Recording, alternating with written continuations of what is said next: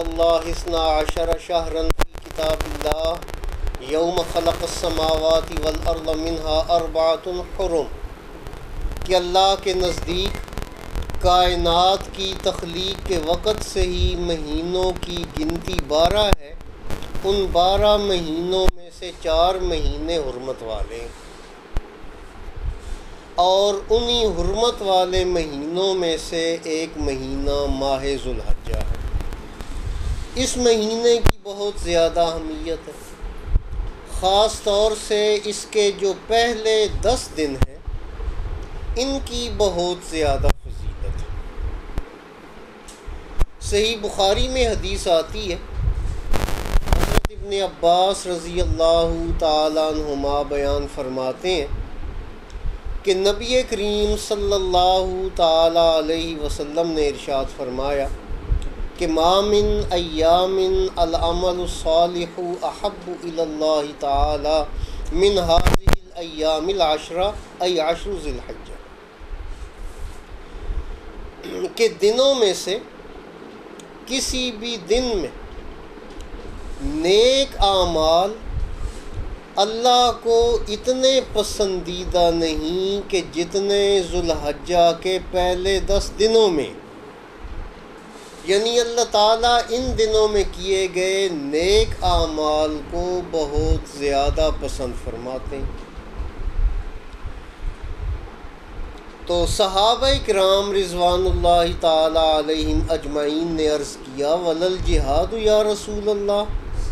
کہ اللہ کے نبی صلی اللہ علیہ وسلم ذوالحجہ کے ان 10 دنوں کے علاوہ اگر کوئی جہاد کرے تو کیا وہ بھی ان دنوں سے زیادہ اللہ کے نزدیک پسندیدہ نہیں ہے؟ تو آپ صلی اللہ علیہ وسلم نے ارشاد فرمایا ولل جہاد فی سبیل اللہ الا رجل خرج بنفسہ ومالہ فلم یرجع بأحد منہما، اللہ کی راہ میں جہاد کرنا بھی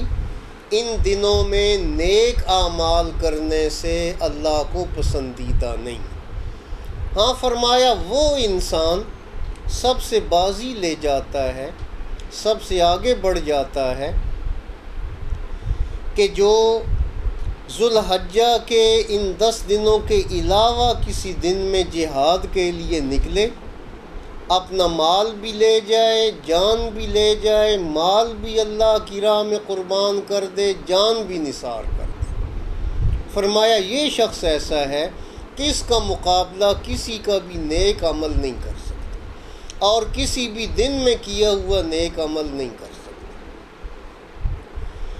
تو ہمارے ہاں ذوالحجہ کے ان ایام میں نیکی کرنا لوگ اس کو جانتے ہی نہیں، اور ان ایام کو بھی عام دنوں کی طرح ہی بسر کر دیتے ہیں، عام دنوں کی طرح گزار دیتے ہیں۔ نتیجہ یہ ہوتا ہے کہ وہ بہت بڑے اجر و ثواب سے محروم ہو جاتے ہیں۔ تو ضرورت اس بات کی ہے کہ ان دنوں کی جب اہمیت ہمارے سامنے واضح ہو گئی تو ہم ان دنوں میں زیادہ سے زیادہ نیک اعمال کرنے کی کوشش کیا کریں۔ اب کون سے نیک اعمال ہیں؟ سب سے پہلے ہم اپنا عقیدہ درست کریں۔ اگر ہمارا عقیدہ درست ہے تو ہمارے نیک اعمال اللہ کے نزدیک قابل قبول ہیں، اور اگر ہمارے عقیدے میں خامی ہے، خرابی ہے، کمزوری ہے، ہمارا عقیدہ توحید درست نہیں ہے، عقیدہ رسالت درست نہیں ہے، تو ہم جتنے مرضی نیک اعمال کر لیں اللہ کے ہاں ان اعمال کی کوئی حیثیت نہیں ہے، بلکہ اللہ تعالیٰ نے فرمایا کرماد اشتدت بہ الریح فی یوم عاصف، کہ ایسے اعمال کی مثال تو راکھ کے ڈھیر کی سی ہے کہ جس پہ زور کی آندھی آ جائے تو جس طرح وہ راکھ کا ڈھیر بکھر جاتا ہے اور اس کا ذرہ ذرہ منتشر ہو جاتا ہے، اسی طرح یہ نیک اعمال جو ہیں جو کہ عقائد کی خرابی کے ساتھ کیے جائیں ان اعمال کا بھی حال یہی ہو۔ تو بھائی سب سے پہلے ہم نے اپنا عقیدہ درست کرنا، اس کے بعد نمازوں کی پابندی کرنی ہے۔ فرضی نماز تو ایک مومن نے ہر حال میں پڑھنی ہی ہے، اس کے بغیر تو چارہ نہیں ہے، کیونکہ یہ اسلام کے بنیادی ارکان میں سے ہے، اور اسی کو ہی نبی صلی اللہ علیہ وسلم نے اسلام اور کفر میں فرق کرنے والی چیز قرار دی ہے۔ اور صحابہ کرام بھی تارک صلاۃ کو مومن نہیں سمجھتے تھے، کافر سمجھتے تھے۔ تو فرضی نماز تو لازماً پڑھنی ہے، مگر ان ایام میں ہمیں نوافل کی طرف بھی توجہ دینی چاہیے، نوافل بھی ہمیں کثرت سے پڑھنے کی کوشش کرنی چاہیے۔ پھر زکوٰۃ ہے، اگر ہم نے زکوٰۃ نہیں دی تو اگر ہم ان ایام میں زکوٰۃ دیں گے تو ہمارا اجر جو ہے وہ کئی گنا بڑھ جائے گا، اور اگر زکوٰۃ دے چکے ہیں تو ہمیں جو ہے وہ صدقات کرنے چاہیے، خیرات کرنی چاہیے، اللہ کی راہ میں ویسے مال جو ہے وہ خرچ کرنا چاہیے، تو اس کا بھی ہمیں بہت زیادہ اجر ملے گا۔ روزہ ہے تو صحابہ کرام نفلی روزے رکھا کرتے تھے ذوالحجہ کے پہلے 9 دنوں کے، آخری دن تو عید کا دن ہوتا ہے اور عید والے دن روزہ رکھنے سے منع کر دیا گیا ہے، تو پہلے 9 دن صحابہ کرام کا معمول تھا، روایات میں آتا ہے کہ وہ روزہ رکھا کرتے تھے۔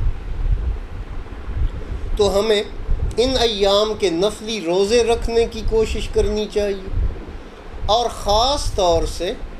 9 ذوالحجہ کا روزہ یہ ہمیں ضرور کوشش کرنی چاہیے کہ اگر ہم کوئی اور روزہ نہیں بھی رکھ پائے تو یہ 9 ذوالحجہ کا روزہ جو ہے یہ ہم رکھ لیں، اس لیے کہ نبی کریم صلی اللہ تعالی علیہ وسلم نے ارشاد فرمایا کہ جو 9 ذوالحجہ کا روزہ ہے، 9 ذوالحجہ کو یوم عرفہ کہتے ہیں، یوم عرفہ کا جو روزہ ہے اللہ تعالیٰ اس کی برکت سے 2 سال کے گناہ معاف فرما دیتے ہیں، یکفر السنۃ الماضیہ والآتیہ، کہ ایک تو اللہ تعالیٰ گزشتہ سال کے گناہ معاف فرما دیتے ہیں اور دوسرے آنے والے سال کے گناہ معاف فرما دیتے ہیں۔ تو سوال پیدا ہوا کہ آنے والے سال کے گناہوں کی معافی کا کیا مطلب ہے؟ تو بھائی اس کا معنی یہ ہے کہ اللہ تعالیٰ آنے والے سال میں اس بندے کی گناہوں سے حفاظت فرماتے ہیں، اسے گناہوں سے بچنے کی توفیق عطا فرماتے ہیں۔ تو بھائی یہ 9 ذوالحجہ کا روزہ رکھنا چاہیے، اور پھر جو اسلام کا ایک اور بنیادی رکن ہے حج، وہ تو ادا ہی اسی مہینے میں ہوتا ہے اور انہی ایام میں ہوتا ہے۔ 8 ذوالحج سے لے کر 13 ذوالحجہ تک ان کو ایام الحج کہتے ہیں، ان میں مناسک حج ادا کیے جاتے ہیں۔ اور اس کے ساتھ ساتھ ہمیں قرآن کی تلاوت کرنی چاہیے، اللہ کا ذکر کرنا چاہیے، اور اللہ کے ذکر میں خاص طور پر تکبیر قابل ذکر۔ صحیح بخاری میں موجود ہے کہ جب ذوالحجہ کا چاند طلوع ہوتا تو صحابہ کرام، جن میں حضرت ابو ہریرہ رضی اللہ تعالیٰ عنہ شامل ہیں، حضرت عبداللہ بن عمر رضی اللہ تعالیٰ عنہما ہیں، یہ کیا کرتے؟ بازاروں میں نکل جاتے اور بآواز بلند تکبیریں پڑھتے،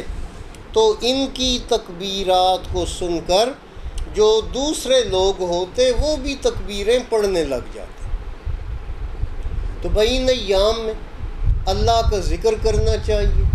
تکبیرات پڑھنی چاہیے۔ تکبیر کے لیے لفظ کون سا ہے؟ اللہ اکبر،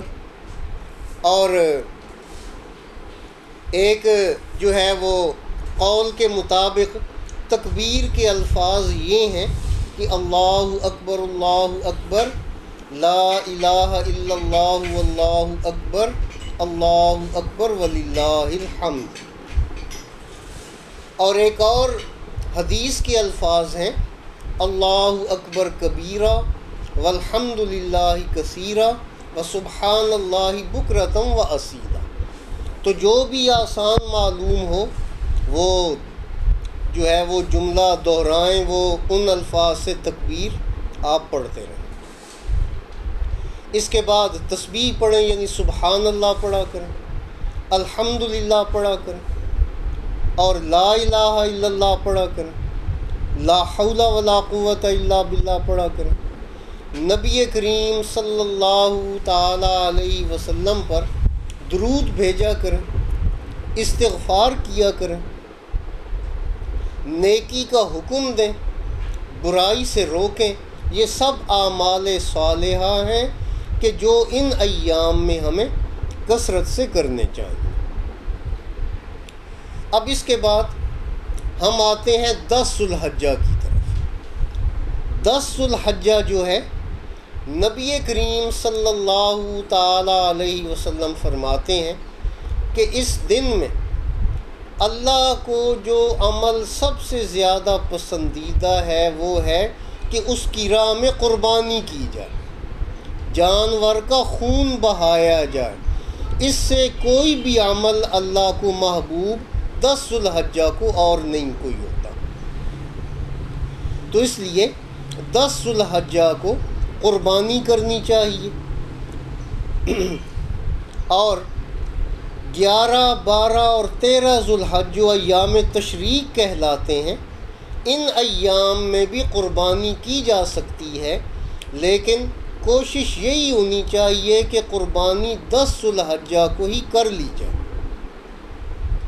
بغیر کسی خاص عذر کے قربانی کو 10 ذو الحجہ سے لیٹ نہیں کرنا چاہیے،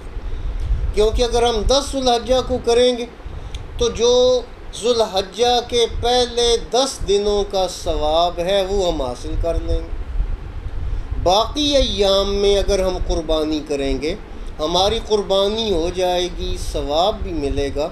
لیکن وہ جو ذو الحجہ کے پہلے عشرے کے نیک اعمال کا ثواب ہے وہ ہمیں نہیں ملے گا، اس سے ہم محروم رہ جائیں گے۔ تو اس لیے